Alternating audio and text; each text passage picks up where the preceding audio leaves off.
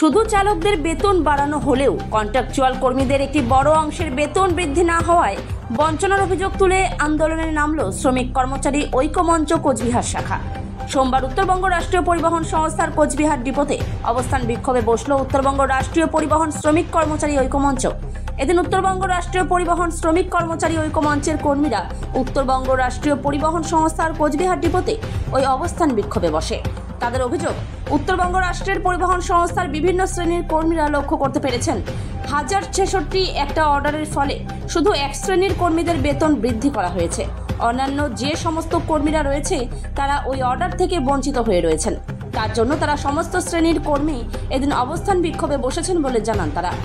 এ বিষয়ে তারা আরও জানান, তাদের এই আন্দোলন চলবে যতক্ষণ না তাদের দাবির কোনো সুরাহা পাচ্ছে তারা।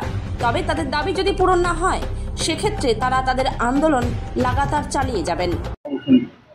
আজকে আমাদের দাবি যেটা হলো, আজকে আমাদের উত্তরবঙ্গ রাষ্ট্রীয় পরিবহন সংস্থা আজকে আমরা সমস্ত শ্রমিক কর্মচারী মিলে একটা যৌথ মঞ্চ আমরা তৈরি করেছি।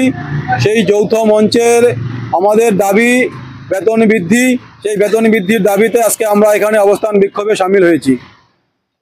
কি দাবি রয়েছে? আমাদের দাবি রয়েছে, আপনারা জানেন যে গত মার্চ মাসে 1066 মেমো নাম্বার আমাদের উত্তরবঙ্গ রাষ্ট্রীয় পরিবহন সংস্থার জন্য চালু হয়েছে। সেই মেমো নাম্বারে শুধুমাত্র ড্রাইভারদের জন্য একটা অর্ডার হয়েছে।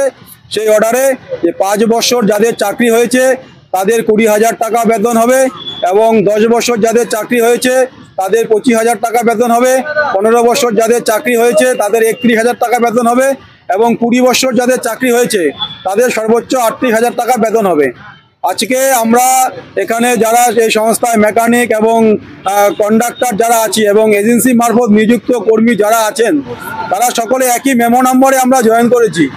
অথচ ড্রাইভারদের বেতন বৃদ্ধি হলো, আমাদের কন্ট্রাকচুয়াল এবং মেকানিক এবং এজেন্সি মারফত নিযুক্ত কর্মীদের কোনো বেতন বৃদ্ধি হলো না। সেই দাবিকে সামনে রেখেই আজকে আমাদের এই অবস্থান বিক্ষোভ।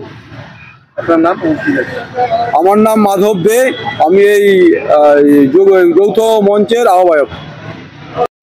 আমাদের দাবি হচ্ছে একটাই, যে 1066 মেমো নাম্বারের বলে এমডি সাহেব যে শুধুমাত্র একটা শ্রেণী শ্রমিকের বেতন বৃদ্ধি করলো।